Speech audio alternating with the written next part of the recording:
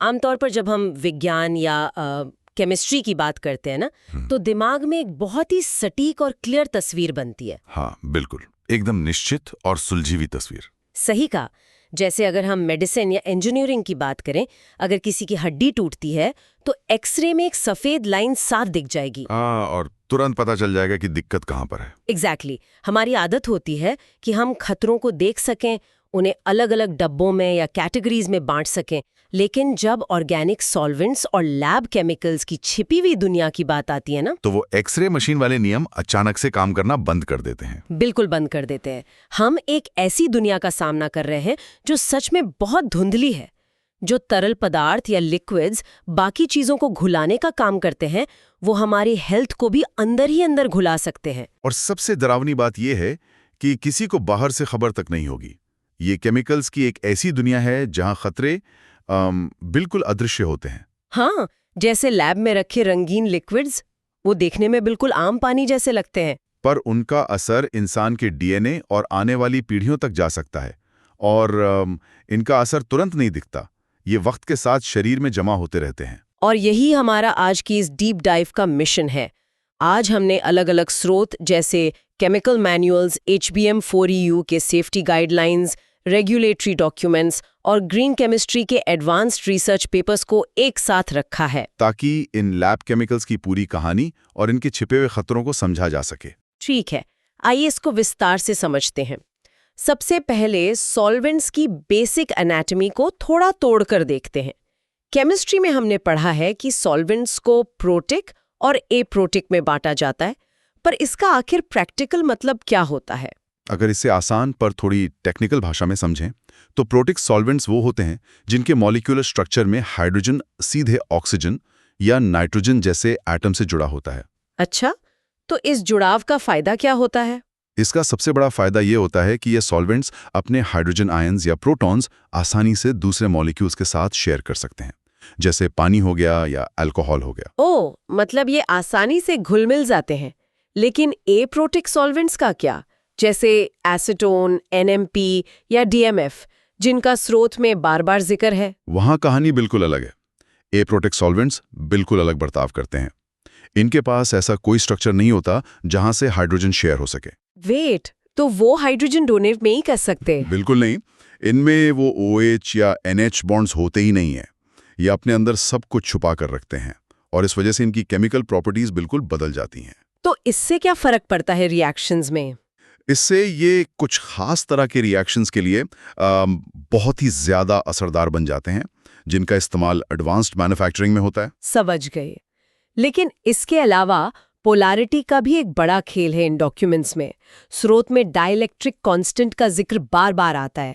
ये कांस्टेंट आखिर काम कैसे करता है? डाइलेक्ट्रिक कांस्टेंट को आप एक तरह के इंसुलेशन मेजरमेंट की तरह समझिए। इंसुलेशन, जैसे बिजली के तार पर होता है? हाँ, कुछ वैसा ही कॉन्सेप्ट है। जब दो चार्ज्ड पार्टिकल्स एक दूसरे की तरफ आकर्षित होते हैं तो सॉल्वेंट उनके बीच के खिंचाव को कितना कम कर सकता है, यही डाइलेक्ट्रिक कांस्टेंट तय करता है। अच्छा, मतलब वो पार्टिकल्स को अलग रखने की ताकत है। सही पकड़ा। अगर किसी सॉल्वेंट का कांस्टेंट 15 से कम है, जैसे हेक्सेन या बेंजीन हो गया, तो वो नॉन पोलर है। तो वो चार्ज पार्टिकल्स को अलग नहीं कर पाएगा, है ना? बिल्कुल। लेकिन अगर कांस्टेंट 15 से ज्यादा है तो वो पोलर सॉल्वेंट बन जाता है। ये पोलर सॉल्वेंट्स दूसरे पोलर मॉलिक्यूल्स के बीच के बॉन्ड्स को आसानी से तोड़कर उन्हें अपने अंदर घुला लेते हैं। और इस घुलने की क्षमता के साथ ही प्योरिटी यानी शुद्धता का मुद्दा बहुत गहरा हो जाता है। डॉक्यूमेंट्स में अलग अलग प्योरिटी ग्रेड्स का काफी लंबा चौड़ा जिक्र है। हाँ, प्योरिटी ग्रेड्स का पूरा एक स्पेक्ट्रम होता है। जैसे एक टेक्निकल ग्रेड है, ये शायद आम इंडस्ट्रियल सफाई या बल्क मैन्युफैक्चरिंग के लिए होता है। फिर ACS ग्रेड आता है, जो अमेरिकन केमिकल सोसाइटी द्वारा तय किया गया है। ये लैब एनालिसिस के लिए कम से कम 95% शुद्ध होता है। और उसके बाद ओमनीट्रेस या ट्रेस मेटल ग्रेड आता है, जिसमें इम्प्योरिटीज को पार्ट्स पर बिलियन यानी PPB या PPT में नापा जाता है। हाँ, पार्ट्स पर ट्रिलियन। ये सच में बहुत ही माइक्रोस्कोपिक लेवल की प्योरिटी होती है। अगर मैं इसको एक एनालॉजी से समझाऊं तो टेक्निकल ग्रेड किसी सस्ते कच्चे तेल या क्रूड ऑयल जैसा है जो किसी भी भारी इंडस्ट्रियल मशीन में डाल दिया जाए। हाँ, जहाँ छोटी मोटी इम्प्योरिटी से कोई खास फर्क नहीं पड़ता। सही। जबकि ACS या ट्रेस मेटल ग्रेड एकदम फॉर्मूला 1 रेसिंग कार का रिफाइंड फ्यूल है। वहां एक छोटा सा कचरा भी पूरी रेस खराब कर सकता है। ये एनालॉजी बहुत सटीक है। फॉर्मूला 1 इंजन बहुत प्रिसाइसली ट्यून्ड होता है। अगर फ्यूल में एक माइक्रोग्राम कचरा भी आ जाए तो पूरा इंजन सीज हो सकता है। तो लैब में भी वैसा ही होता होगा? बिल्कुल। एडवांस्ड लैब रिएक्शंस में अगर ACS ग्रेड की जगह कोई आम सॉल्वेंट यूज किया जाए जिसमें थोड़ा सा भी हैवी मेटल हो, तो वो मेटल एक कैटलिस्ट की तरह काम करने लगता है। ओह वाओ, तो रिएक्शन का नतीजा ही बदल जाएगा। हाँ, पूरी की पूरी रिसर्च खराब हो सकती है। इसके अलावा डॉक्यूमेंट्स में फार्माकोपिया यानी USP और FCC ग्रेड्स का भी जिक्र है। ये वो ग्रेड्स हैं जो खाने और दवाइयों के लिए इस्तेमाल होते हैं ना? सही कहा। इनमें हेवी मेटल्स, बायोलॉजिकल इम्प्योरिटीज और टॉक्सिसिटी को बहुत बारीकी से चेक किया जाता है, क्योंकि ये सीधे इंसान के शरीर में जाएंगे। पर यहाँ एक बहुत ही आम सवाल उठता है मेरे दिमाग में। हाँ। अगर एक छोटी दवा बनाने वाली कंपनी पैसे बचाना चाहती है, तो क्या वो USP ग्रेड की जगह सस्ता टेक्निकल ग्रेड यूज करने का रिस्क लेने की गलती करते हैं लोग? देखिए, केमिकल का फॉर्मूला तो वही होता है, लेकिन उसे बनाने का तरीका अलग होता है। टेक्निकल ग्रेड केमिकल सस्ते इसलिए होते हैं क्योंकि उन्हें प्यूरिफाई करने के लंबे और महंगे प्रोसेस से नहीं गुजारा जाता है। मतलब उनमें कचरा रह जाता है। हाँ, और उनमें ऐसी अजीबोगरीब इम्प्योरिटीज रह सकती हैं जो इंसानी शरीर के लिए जहर बन सकती हैं। अगर कोई मैन्युफैक्चरर दवा में टेक्निकल ग्रेड का इस्तेमाल करता है तो उस दवा को खाने वाले इंसान के लिवर और किडनीज पर सीधा असर पड़ेगा। बाप रे, ये तो बहुत खतरनाक है। इसलिए रेगुलेटरी बॉडीज इतनी सख्त होती हैं। अगर कोई कंपनी ऐसी गलती करती पकड़ी जाती है तो उनका सीधा लाइसेंस रद्द कर दिया जाता है। तो यहाँ आकर एक कनेक्शन बिल्कुल साफ हो जाता है। जब सॉल्वेंट्स इतने ताकतवर हैं कि वो दूसरे मॉलिक्यूल्स के बॉन्ड्स तोड़ सकते हैं और उनकी प्योरिटी इतनी क्रूशियल है, तो जरा सोचिए कि ये लिक्विड्स जब सीधे इंसानी शरीर के संपर्क में आते हैं तो क्या होता होगा। यही सबसे बड़ा खतरा है। हाँ, और HPM4EU डॉक्यूमेंट में कुछ खास केमिकल्स पर बहुत ज़्यादा फोकस किया गया है, खास तौर पर 4 रीप्रोटॉक्सिक अप्रोटॉक्टिक सॉल्वेंट्स पर, NMP, NEP, DMAC और DMF। यहाँ हार्मोनाइज्ड क्लासिफिकेशन का मुद्दा समझना जरूरी है। इन चारों सॉल्वेंट्स को यूरोप में रीपर 1B H360D की कैटेगरी में रखा गया है। इस टेक्निकल टर्म का सीधा सा अर्थ क्या है? इसका सीधा सा अर्थ यह है कि ये केमिकल्स भ्रूण यानी अनबॉर्न चाइल्ड को नुकसान पहुंचा सकते हैं या उनके विकास को पूरी तरह रोक सकते हैं। ओह माय गॉड, ये तो सच में डरावना है। जब लैब में चूहों पर यानी रैट्स पर परीक्षण किए गए तो नतीजे ध्यान देने लायक थे। NMP और NEP के कारण चूहों में फीटल मालफॉर्मेशंस देखी गई। मालफॉर्मेशंस कैसे, किस तरह के? जैसे बच्चों का वजन बहुत कम होना और कुछ केसेस में तो पूंछ का ना होना। उनके अंग पूरी तरह विकसित ही नहीं हुए थे।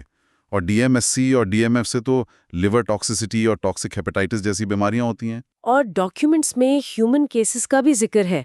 एक ह्यूमन केस का हवाला दिया गया है जो पढ़कर मैं सच में हैरान रह गई। एक 23 साल की लैब टेक्नीशियन की कहानी। हाँ, वो केस बहुत ही ट्रेजिक है। उसने लैब में एक NMP स्पिल को साफ किया था और उस वक्त वो प्रेग्नेंट थी। उस डॉक्यूमेंट के हिसाब से स्पिल साफ करने के बाद उसके स्टिल बर्थ का शिकार होने का जिक्र है, यानी मृत बच्चा पैदा हुआ। ये डर्मल अब्जॉर्प्शन का सबसे खतरनाक उदाहरण है। स्पिल को साफ करते वक्त उस लैब टेक ने शायद सोचा होगा कि उसने मास्क पहना है तो वो सांस के जरिए सुरक्षित है, लेकिन खतरा तो कहीं और से ही आ रहा था। यहाँ जो सबसे आकर्षक बात है वो ये है कि खतरा सिर्फ सांस लेने से नहीं है, बल्कि त्वचा यानी स्किन के संपर्क से सबसे ज्यादा होता है। त्वचा से? पर हमारी स्किन तो काफी प्रोटेक्टिव होती है ना? हाँ, इंसान की त्वचा के ऊपर एक लिपिड बाइलेयर होता है जो फैट्स और ऑयल से बना होता है। इसका काम बाहरी चीजों को शरीर में घुसने से रोकना है। लेकिन NMP जैसे एप्रोटेक्ट सॉल्वेंट्स लिपोफिलिक होते हैं। लिपोफिलिक मतलब? वो फैट्स को अपने अंदर घुला लेते हैं। बिल्कुल। जब ये त्वचा पर गिरते हैं तो ये इवेपोरेट नहीं होते, बल्कि त्वचा के फैट लेयर को तोड़ते हुए सीधे ब्लड स्ट्रीम में एंट्री ले लेते हैं। आपने मास्क पहना हो, उससे कोई फर्क नहीं पड़ता। वेट, अगर त्वचा इन केमिकल्स को इतनी आसानी से सोख लेती है और ये अनबॉर्न बच्चों के लिए इतने ज्यादा खतरनाक हैं, तो इन्हें अब तक बैन क्यों नहीं किया गया? मैं ये समझ नहीं पा रही हूँ। बैन करना इतना आसान नहीं है जितना लगता है। और स्रोत में लिखा है कि कंज्यूमर प्रोडक्ट्स में बस 0.3% की रीच लिमिट लगाई गई है। क्या सिर्फ एक 0.3% की लिमिट लगाना काफी है? ये तो मुझे पूरी तरह से कॉम्प्रोमाइज लगता है।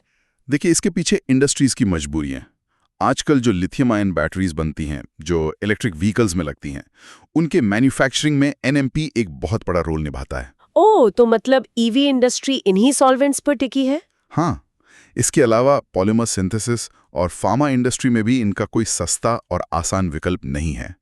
अगर इन्हें अचानक बंद कर दिया जाए तो कई सप्लाई चेन्स रुक जाएंगी। अच्छा, इसीलिए बैन नहीं करते। इसीलिए रेगुलेटरी बॉडीज रिस्क मैनेजमेंट पर फोकस करती हैं।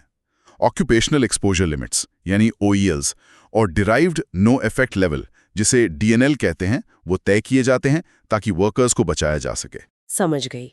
क्योंकि इन केमिकल्स को पूरी तरह बैन नहीं किया जा सकता और इंडस्ट्रीज या लैब्स में इनकी जरूरत है, तो अगला लॉजिकल कदम ये आता है कि वर्कर्स और लोगों के अंदर इनके असर को ट्रैक कैसे किया जाए। सही पॉइंट है, और यहाँ काम आता है बायो मॉनिटरिंग का कॉन्सेप्ट। और ये एक्सपोजर को यूरिन और ब्लड टेस्ट से ट्रैक करते हैं ना, बायोमार्कर्स के जरिए। बिल्कुल।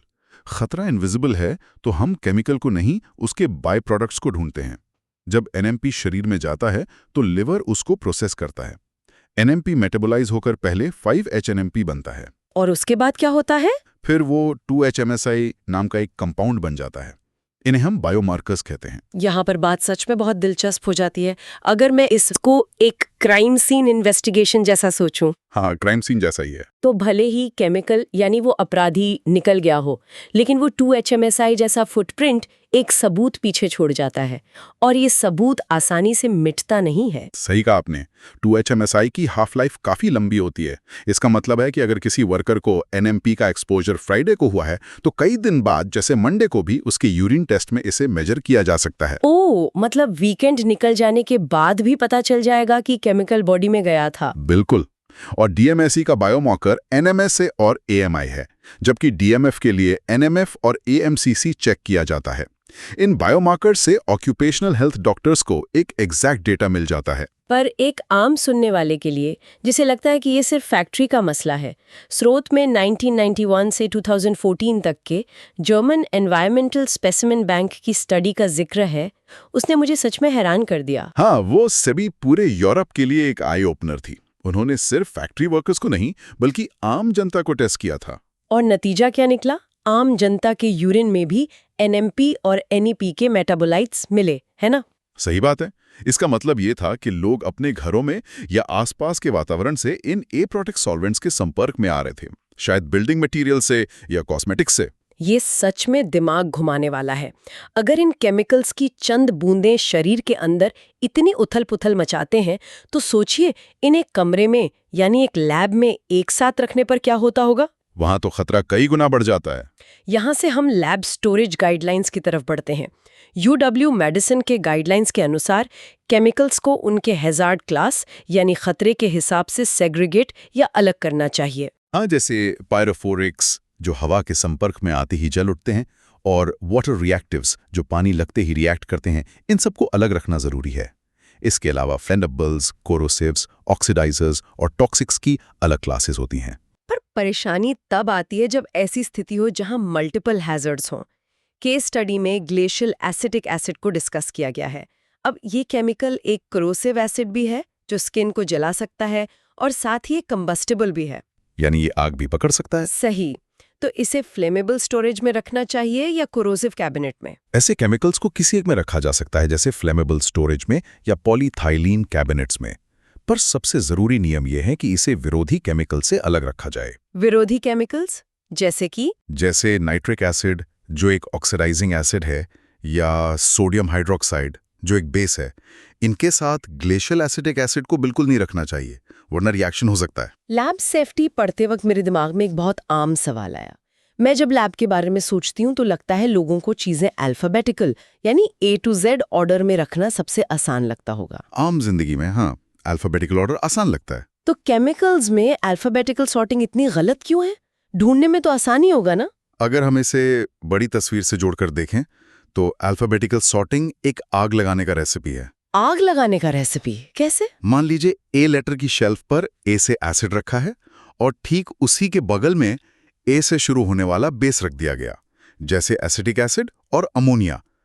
अगर दोनों अल्फाबेटिकल ऑर्डर में एक साथ आ गए और किसी वजह से बोतलें टूट गईं, ओह, तो दोनों मिल जाएंगे। बिल्कुल, वो आपस में रिएक्ट करके टॉक्सिक गैस या आग पैदा कर सकते हैं। इसीलिए सिर्फ और सिर्फ उनके हैजर्ड क्लासिफिकेशन पर ध्यान देना जरूरी है, अल्फाबेट पर नहीं।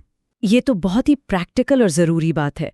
इसके अलावा कंटिन्यूअस इम्प्रूवमेंट का भी जिक्र है, जैसे नियम मिस रिपोर्टिंग का महत्व।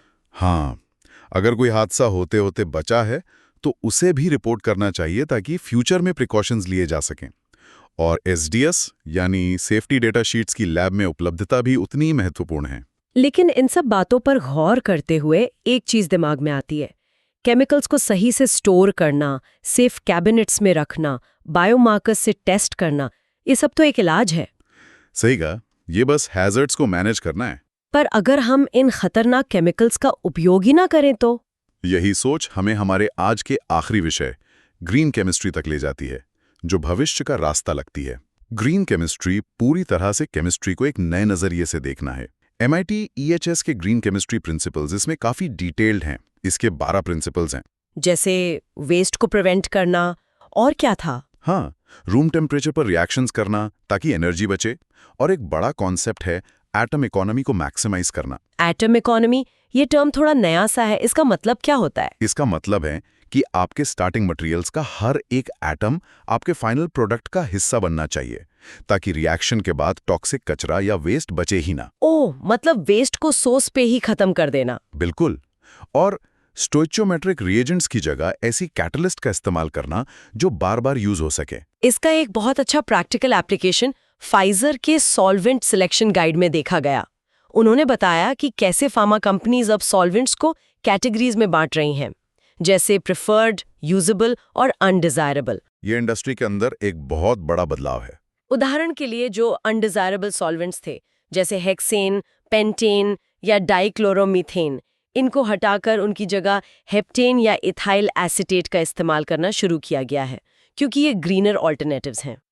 इससे एक महत्वपूर्ण सवाल खड़ा होता है, क्या पुराने तरीकों को छोड़ने के लिए पूरी इंडस्ट्री तैयार है?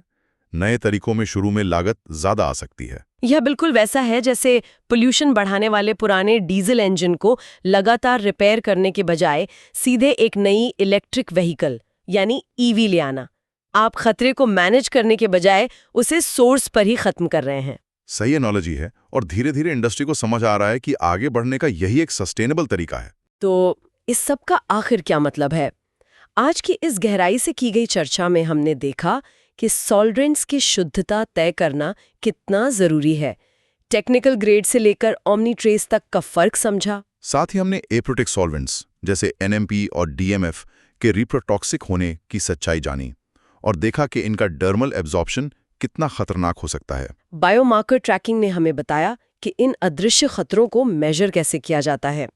लैब सेफ स्टोरेज के नियम सिखाए कि केमिकल्स को अल्फाबेटिकल ऑर्डर में रखना कितनी बड़ी गलती है, और ग्रीन केमिस्ट्री के रेवोल्यूशनरी फ्यूचर पर भी बात की। ये पूरी साइकिल हमें बताती है कि हमें इन केमिकल्स की ताकत को लाइटली नहीं लेना चाहिए। बिल्कुल।